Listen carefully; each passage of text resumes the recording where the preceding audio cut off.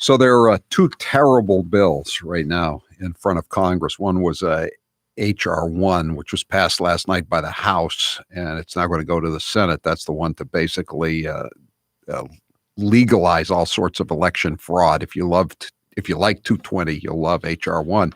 The other bill is the so-called COVID relief package, $2 trillion of pork, basically, which is in the Senate. It's being debated right now. They're starting the debate.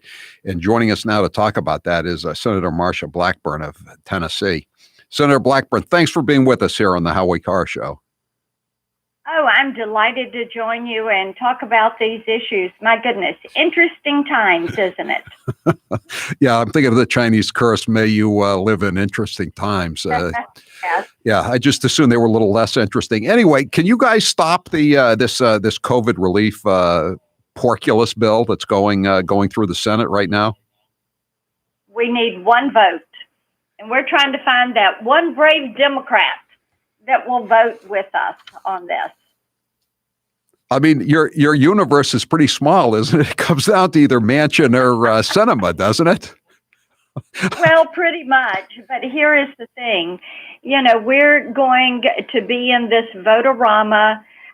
We'll see if we can make it less bad, or if we have one Democrat that will break and will come our way and vote against it.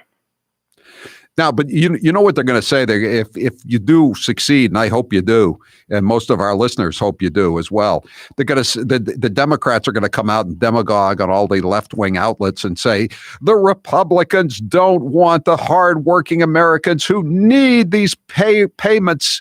They stop them from getting it. If you have a problem, call your Republican senator. You know that's what they're going to do, Senator Blackburn, right? Well, and that is why we are spending a lot of time talking about this bill. Only 9% of the bill goes for COVID relief, and the rest of it is their pet projects. You know, Howie, what they're trying to do is pre-fund their wish list and pay back all of these lobbyists and left-leaning groups that helped them win the House, the White House, and the Senate. So, for them, this is business as usual. It's payback time. And they're trying to pave the way. Part of it is they know that they're going to lose the House and the Senate in the midterm elections. They already know that. And you can see that they know that by how aggressive they're working on this agenda. They feel like, they can't waste a day. So whether it's the Equality Act or H.R. 1 on voting, or this bill that is going to pave the way for the Green New Deal and $350 billion to bail out all of these big blue states that have mismanaged their pension funds and their budgets. They are trying to, roll the dice, go for broke, and get in the race car and see how fast they can get to the finish line to take away your freedom and give it to the government. We talked about it, one particularly odious provision yesterday, and I'm just going to cite that. I want you to talk about it, and then I want you to cite the thing you think is worst in the bill. I'm talking about the provision that says if you're a federal employee not in the military and you have a kid that's in school and not going to school, between now and September 30th, you can take off 15 weeks with $1,400 a week pay. I mean, how is that justifiable? The people in the private sector are hurting. They can't. A lot of them can't go back to work because the teachers unions won't allow the schools to be open, and yet these people are going to get a 15-week vacation for keeping the schools closed. How outrageous is this? Well, it's completely outrageous. But look at what they're doing. You've got all of these schools in D.C. and Fairfax County, Virginia. All of these teachers' unions are refusing to go back to the classroom. Right. So you have all these federal employees that can't find childcare for their children. So what are they going to do? They're going to pay them to stay home. Like you said, it is going to be a 15-week vacation. They're just going to stay home. They're going to enjoy this, and they're still going to get a paycheck. It might be more than they're currently making, But you know what? They're going to get a paycheck. If they're afraid they're going to get COVID by going to work, they're going to get a paycheck. I hope you guys are going to publicize this, because not nearly enough people know about this right now. What would you say, Senator Blackburn, is the most ridiculous part of this incredible $2 trillion bill? I think the fact that is so ridiculous on this is there is still $1 trillion that has already been appropriated, that is in the pipeline, that has not been used. And instead of reprogramming some of that money to be targeted to people and businesses and vaccines and shots in arms and helping people that have seen loss of life and livelihood, what are they doing? They're drawing up this $2 trillion bill. Less than 10% of it, 9%, goes to COVID. The rest of it is their wish list. It is there to fund museums, and it's there to be grants to areas that have lost income. It's there to bail out these blue states. It is there to fund art projects.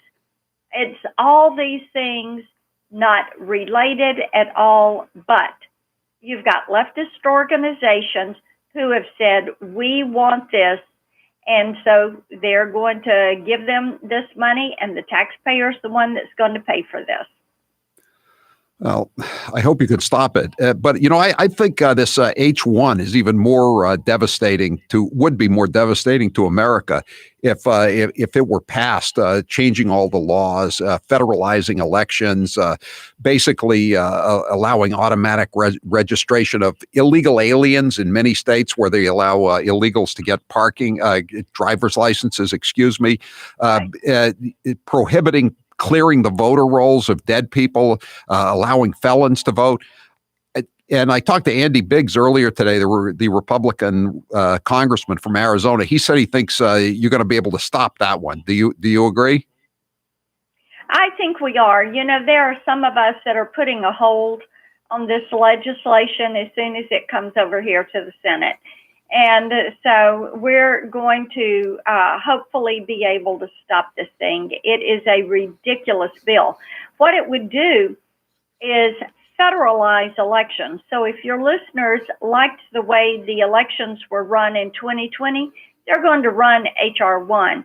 The other thing, it would federalize funding of campaigns. So what you would see is the federal government would give you a certain amount of money to run your campaign with.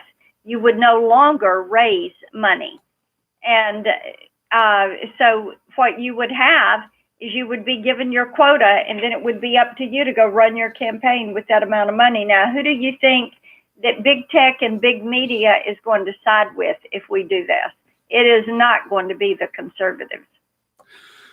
What about, as long as I'm getting you on all these atrocities that are going through, what about the Equality Act? Is that a done deal? The Equality Act, or basically destroying Title IX? No. Right. What the Equality Act would do is, you said Title IX, but you look at the gains that we've worked so hard to make for women to level the playing field.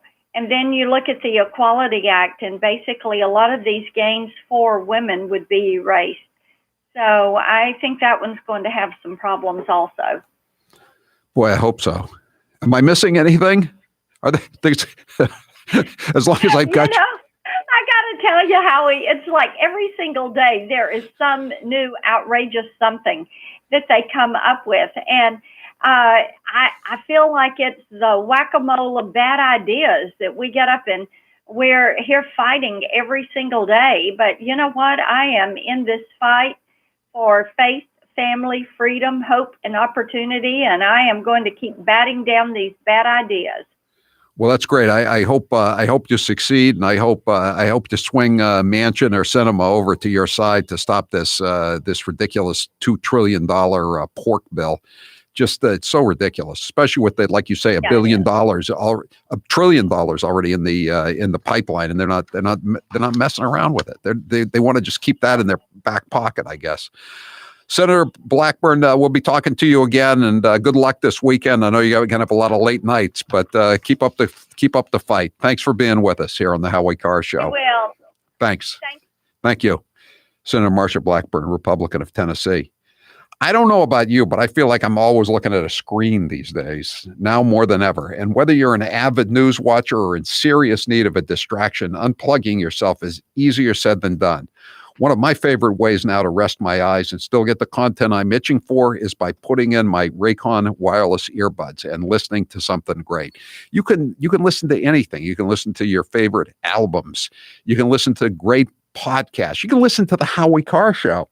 Because we have podcasts, anything you want, you can listen to them on your Raycon wireless earbuds. They're quite stylish, nothing dangling out of your ears, and the price is better than any other high quality earbuds on the market. They're so reasonably priced that you should buy some for your significant other, either at home or at work, if you don't like their music or their podcasts. Raycons are built to perform anywhere and anytime with water and sweat resistant construction and Bluetooth that pairs quickly and seamlessly. And with enough battery life for 6 hours of playtime, you can unplug for a while. Raycons come in a range of stylish colorways with a comfortable in-ear fit for a more discreet look. The best part? Raycon makes great sound available to everyone with wireless earbuds starting at half the price of other premium audio brands. I think tomorrow is going to be a Bob Dylan day out on the bike path. I think I'm going to go for Highway 61 revisited, and maybe a little Blonde on Blonde from the electric guitar era back in the mid 60s. It's great music and it sounds better than ever on my Raycons. Raycon's offering 15% off all their products for my listeners, and here's all you've got to do to get it. Go to buyraycon.com/Howie. That's 15% off at buyraycon.com/Howie. Buyraycon.com/Howie. I'm Howie Carr. He's New England's talk radio king. He's Howie Carr. Joe Biden